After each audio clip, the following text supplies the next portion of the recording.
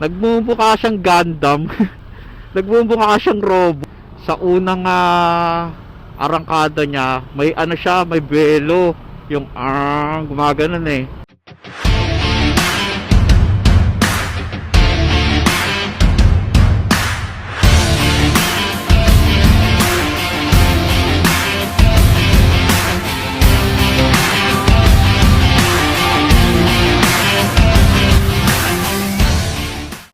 Good morning, good evening sa inyong lahat.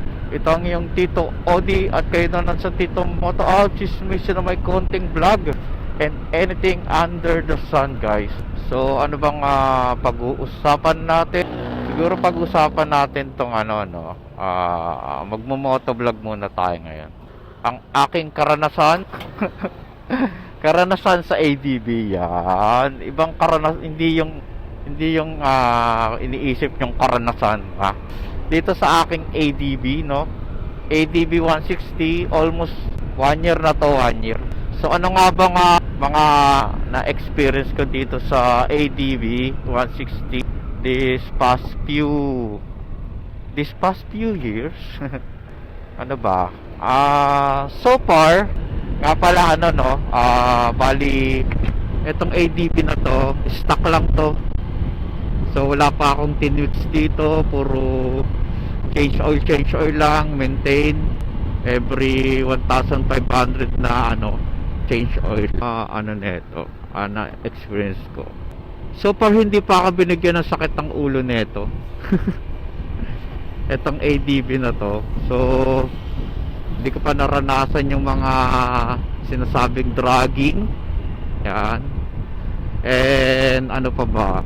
Yung suspension, sa umpisa matigas siya eh, hindi siya naglalaro. Pero kinalaunan, syempre mag 1 year na to almost, lumalambot siya, guys.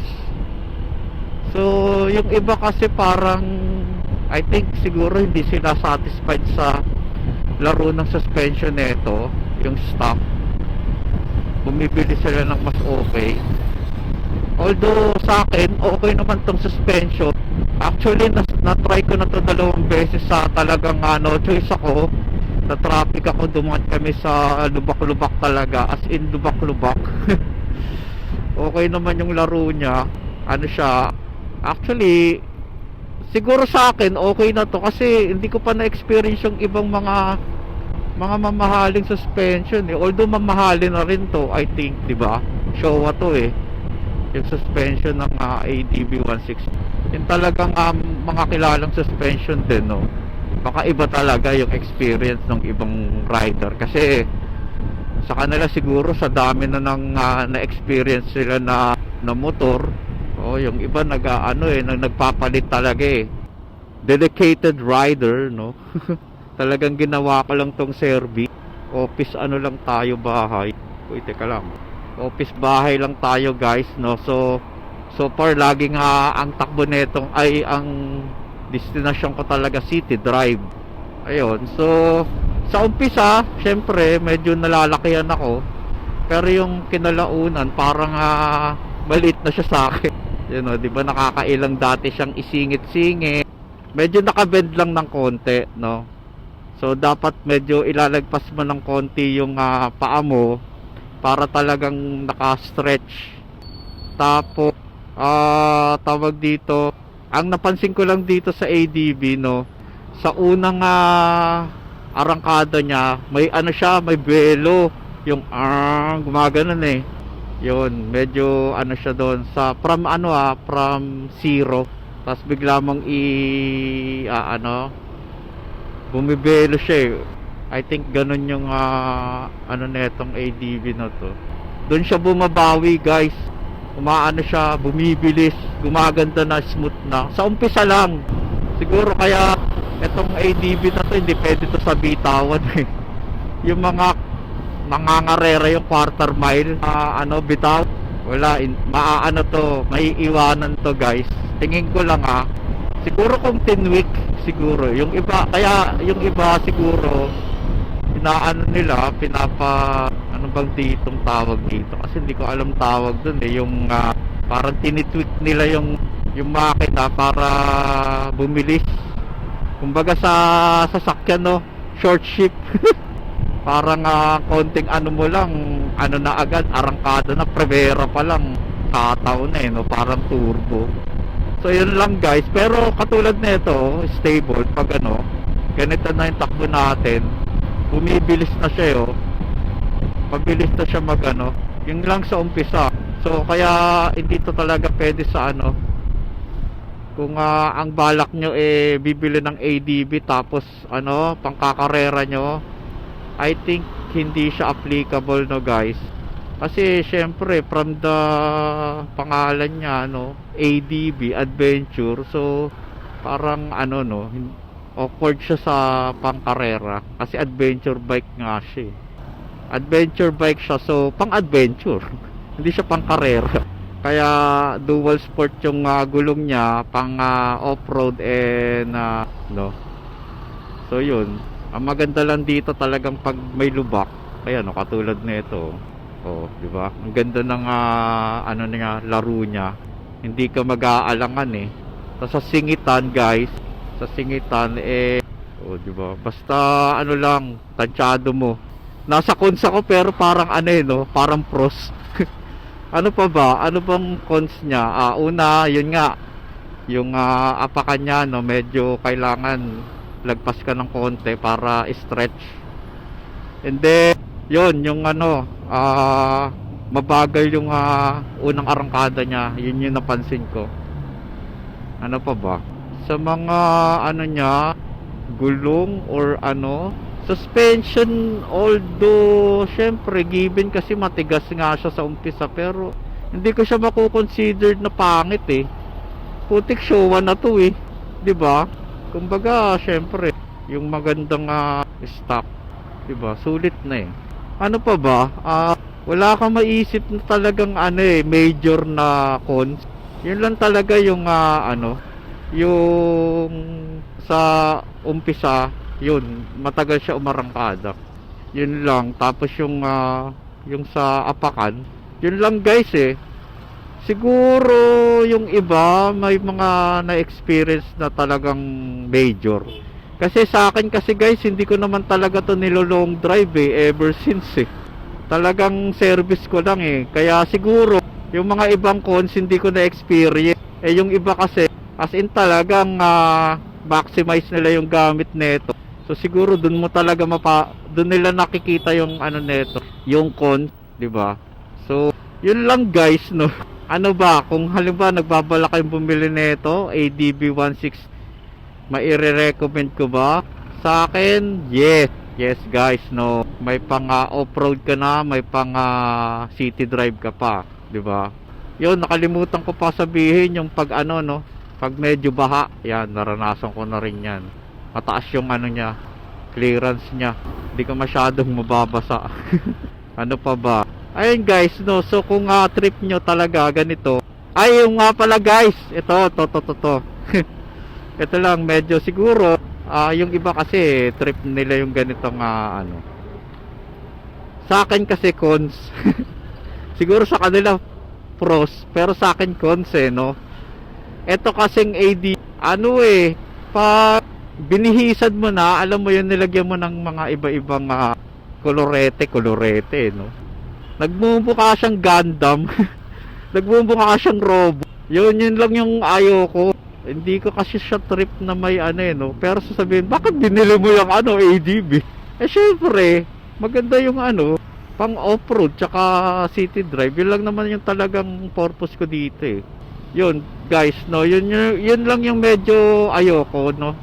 Kaya as much as possible, minimal yung nilalagay ko dito Actually, wala pa nga ako nilalagay dito. Kasi nagmumukha siyang robot, no, yung ulo niya. Nagiging, yung iba trip nila no, yung trip nila. Kanya-kanya sing ano yan. Although maganda din naman, kasi kakaiba siya talaga, no. Yun lang, yun yung ayoko lang. Hindi siya mapormahan. Hindi siya mapormahan in terms na, ano, uyod. Tour. Hindi siya maporman in terms na yun talagang maganda. Kaya hindi ko tuloy maisip kung anong teams neto. Di katulad ng mga iba guys, yung Fazio, yan. Tapos yung NMAX. Yung mga nakikita ko NMAX ano eh, no? Maganda pormahan eh, kasi bilog sila eh, no? Yung kaha nila may pagkabilog.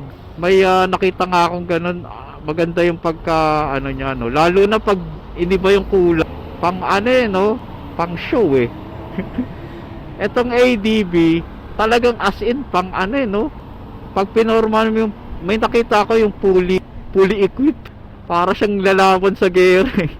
Alam mo yun guys. Ano lang yun konting nilagyan lang niya ng bracket. Tapos may MD. Ano pa ba? Pinalitan niya tong windshield. Putek, para nang ano eh. Kulang na lang mag-transform eh.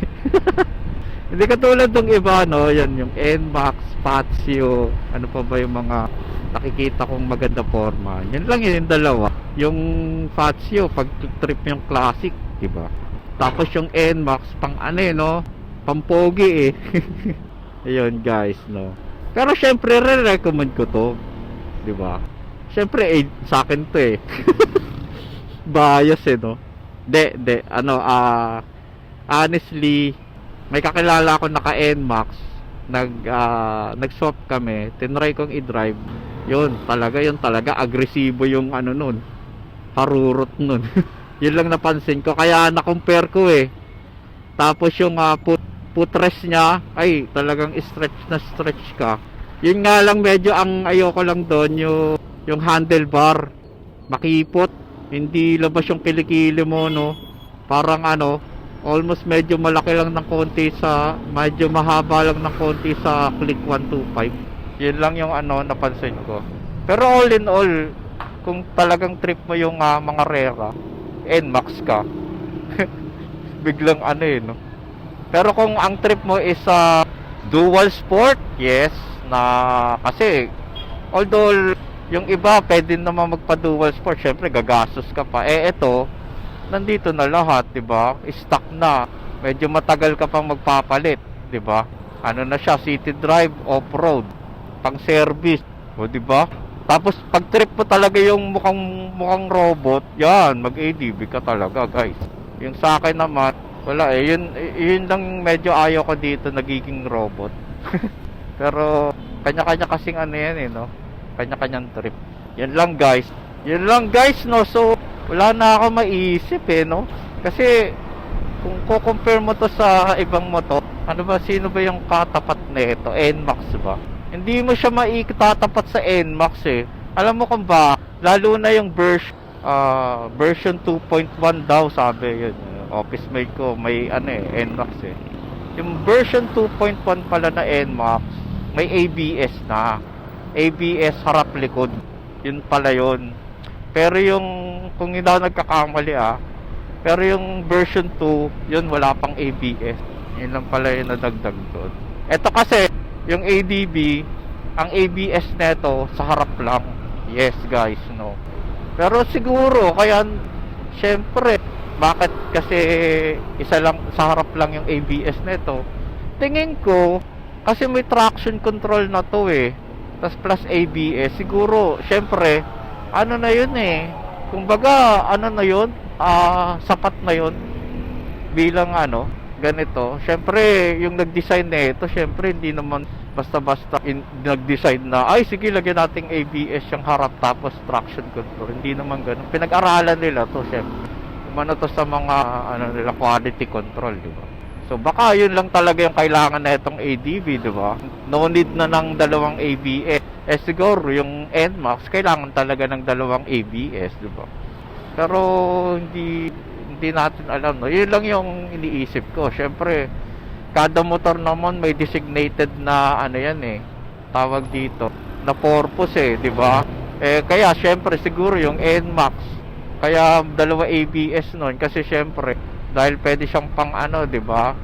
Seated drive nga siya tapos pang karera. So sobrang bilis niya. So siguro hindi kaya ng isang ABS yung di ba? So yun lang, di ba? Yan eh. Ito katulad na ito. So isa lang yung kailangan niya ng ABS sa harap lang. Since na may traction control na siya. Tingin ko ganun lang, guys. Hindi tayo expert sa motor Yun lang yung mga aking conclusion. So, comment down below kung yes, guys, no. Kasi hindi naman tayo expert, talagang ano lang tayo.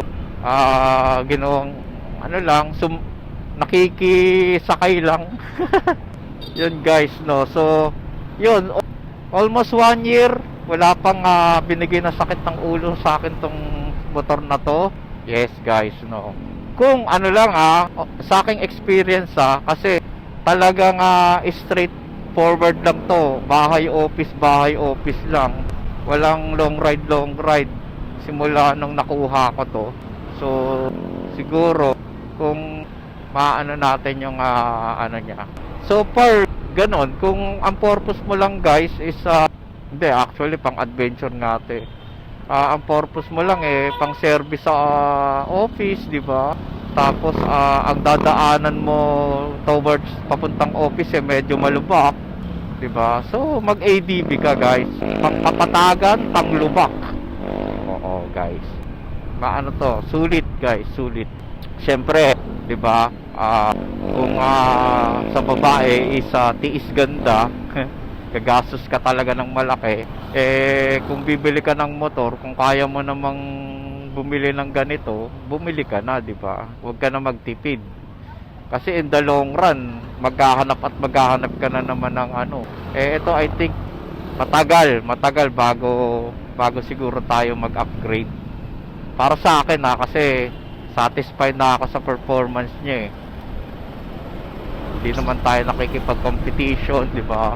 So, sulit na sa akin, di ba? Walang sakit ng ulo. Sumakit lang ulo ko na ito nung na aksidente kong naibagsak. Yun, guys.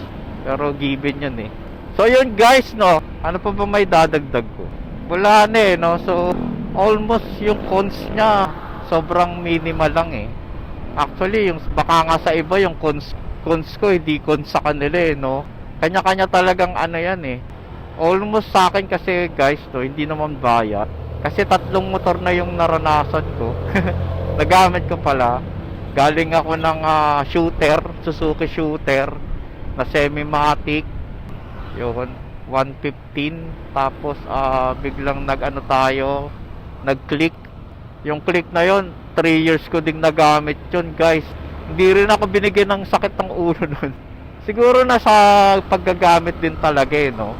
Kung talagang hindi mo siya babalahurain no, yung gamit, magiging hindi sasakit ulo mo no. Yung pag nakontento ka na lang sa stock niya, yun tingin ko hindi talaga sasakit ulo mo. Kasi yung click ko dati 125, wala akong sakit ng ulo dun, guys. Halos talagang lang. Ang lang dun, napansin ko talaga yung suspension. 3 years, syempre yung stock So given na yun yung stock, hindi maganda maglaro. Yun, medyo matagtag talaga. Yung pag ko dito sa click ay sa ADB, yung biglang nanibago ako, guys. Iba ang bilis sumata. Yun, iba syempre 162 yun 125 lang. So parang hindi siya pwedeng i-compare, di ba? Kumbaga parang bagal naman parang siya tawag mismatch. Di ba? Ayun, guys, no. So yun lang, guys, no. So wala talaga akong masabing masama dito sa ADB. Bias no. Wala siguro sa next vlog ko, guys, after mga 1.5 year, yan, tingnan natin kung mag-aano na tayo, magrereklamo na tayo dito sa vlog sa motor na to. Okay, pasok. Dali po. Anak ng yun, hybrid din. Yan, guys, no. So far wala talaga. Kung siguro hindi ko kasi inaabuso tong motor na to. Tas alaga siya sa change oil. So siguro ganun yung sikreto para tumagal na wag ka magkaroon ng sakit ng ulo. Yun, pati side mirror nga hindi ko pinapalitan kasi kontento na ako dito Maano naman siya, wala naman siyang blind spot para sa, di ba? Uy, ano na, go na. Wala siyang blind spot, guys. So yung iba nagpapalit pang forma lang talaga no? Or siguro hindi sila nasasatisfy sa gusto nila mas malawak, kita yung buong barangay. As I said, di ba, kanya-kanyang trip. So So, yun guys, no, nandito na naman tayo sa AB Road, Andrea Brillantes Road, no. So, yun guys, yun lang guys, so far yun lang ang masasabi ko, na mag 1 year na tong ADB. So walang binigay na sakit ng ulo sa akin to. Yun lang, diba? Halos lahat siguro ng gusto mo sa motor nandito na. Wow. Wow, hindi. Joke lang. Yung tipong komportable kang bumiyahe, yan. Maganda to. Komportable kang bumiyahe. Almost 1 hour akong bumabiyahe, walang sakit sa bewang, walang sakit sa puwet. Yun. So talagang sulit ang ADB 160 guys. Hindi ka niya ipapahiya. So yun lang guys, no. Sana mag-subscribe naman kayo guys para dumami na tayo, no. Salamat nga pala sa mga subscriber ko. Yes, dumadami na tayo guys. Maraming salamat, no. 42 na yung subscribers ko guys. Akalain mo yan, going to 100. Sana. So yun guys, no. So maraming salamat sa inyong panonood. Sana medyo nakatulong ako sa inyo. Kung magdi-decide kayong bumili ng ADB 160, sana makatulong ito sa inyong napakahirap na desisyon. So yun guys, maraming salamat and ride safe always. Bye bye. Yan. Uy, bawal yan kuya. Huling kaya to. Bagal naman nito ni kuya. Hirap lang talaga dito may huli. Gago yun